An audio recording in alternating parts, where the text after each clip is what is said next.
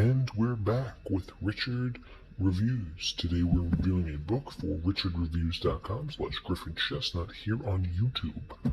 Griffin Chestnut, of course, is Richard's online personal YouTube page where he reviews all matters that revolve around his interests.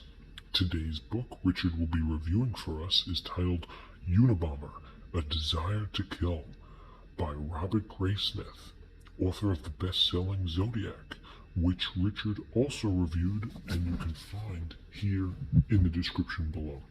This is Richard's personal book that he reviewed, and we're going to talk about Richard's opinions from start to finish. Richard is undoubtedly a giant admirer of the man known as Ted Kaczynski, not only in the fact of he disagrees with his unfortunate criminal activities, but the man behind the Unabomber is unarguably one of the smartest criminals in the past few decades. This century has known a dangerous domination between the convoluted wealth of ownership that can be confused even in the savviest financial analysis. This is what brings America to its postmodernism future, which arguably Mr. Ted Kaczynski argued against in his many manifestos that he published through the arts. Richard, of course, disagrees with all the criminal activities that Mr. Kaczynski went through, including the bombing and the mail-order brides. But Ted Kaczynski formidably constituted himself as an American terrorist after all the killings that he's done. Regardless of the incredible, intelligent, and high IQ of this man, he is nonetheless an American terrorist and should be jailed for the rest of his life. Robert Graysmith apparently does fantastical work through his best-selling novel Zodiac, which Richard also read and thought was a masterpiece as well. This case, Richard reviews very highly and gives it 2 thumbs up for Richard's piece. We're going to take a look at this piece and the whole conglomerate essay behind it. Richard obtained this piece in 2014, and he read the entire book in 2014 as well. So let's take a look at this piece. It is a hardcover, as you can tell, and it's a pretty dense and compact book. Also, it does have a coat jacket, which Richard is not a fan of. He usually disposes of these, but in this case, he kept it on in an attempt to conform to the notoriety that is nonetheless, of course, the American dream.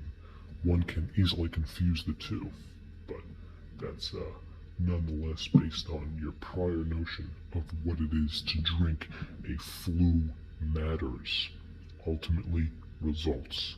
Richard has complete control of the piece and the entire empire.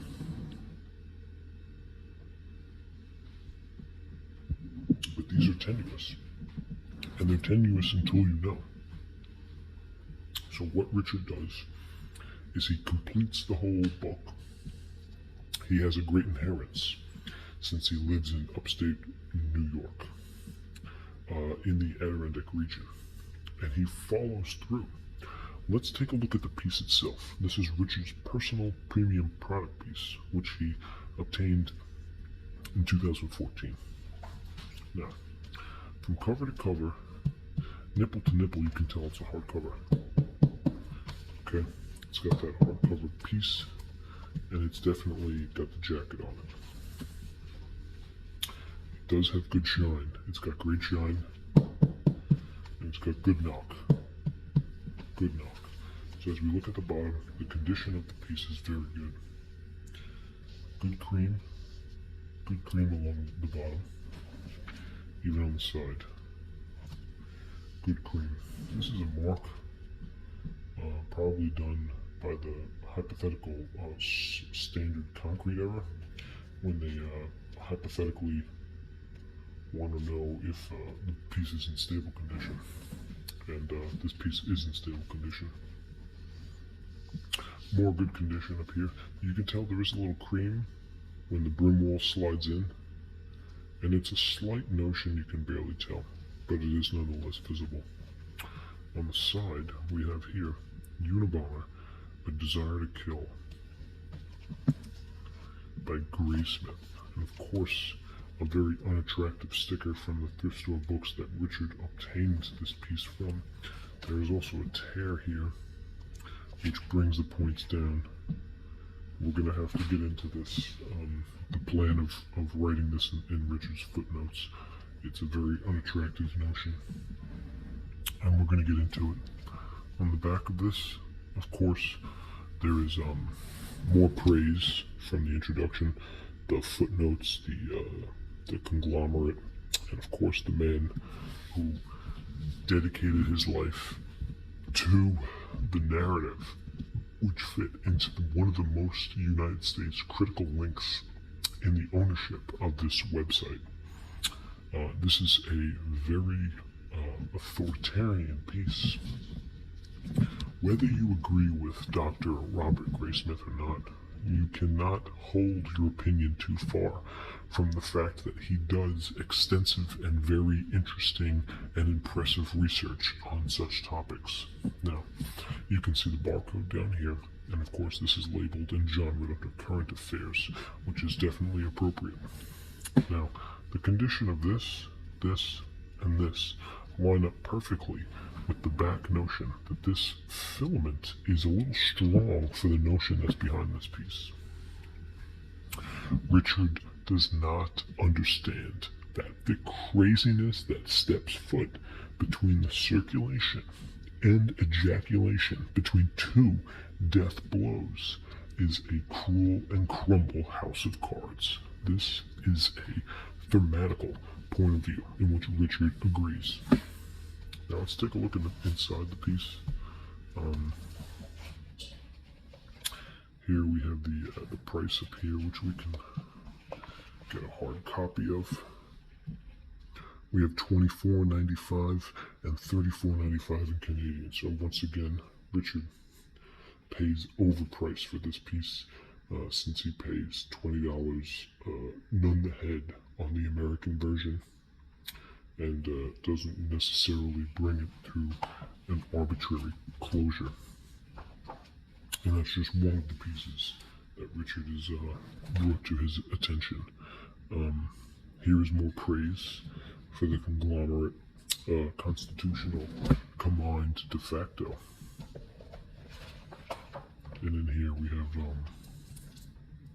the Unabomber, and you can see the official outstanding cover piece.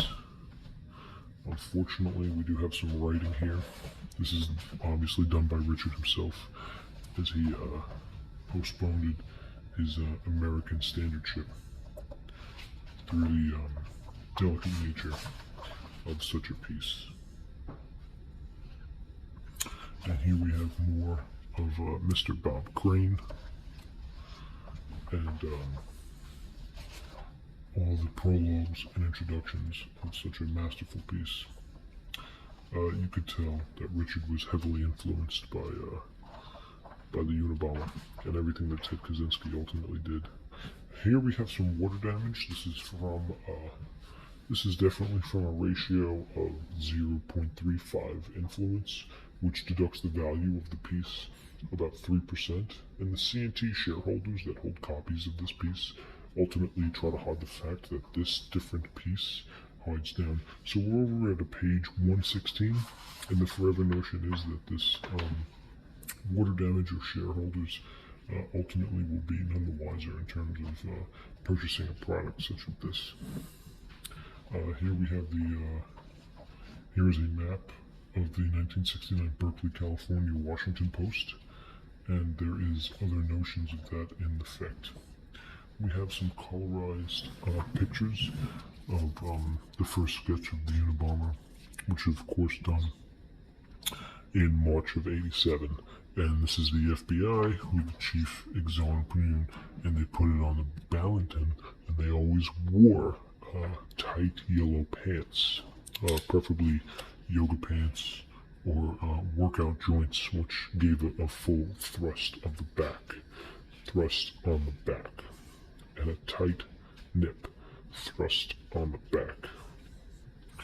more pictures of the bombs and information based on Mr. Ted Kaczynski, which you can find arguably in the pages below. More informational details, a lot of it acrylic, a lot of it substantial, and in the back, of course, we have a picture of the author, Mr. Robert Graysmith himself. There he is. He is standing in the woods as a farmer, and apparently this photo is by Penny Wallace, Biggie Smalls' younger sister, who apparently did not appreciate Mr. Robert Graysmith standing on her chibes and her chobes. So her chobe is down and her chib is down even more. So thank you, Mr. Robert Graysmith, and we will continue with the rest of the pieces through his substantial artillery design. So that's it for Unabomber here on Richard Reviews. This is Unabomber, A Desire to Kill by Robert Graysmith. Richard Reviews. Thank you.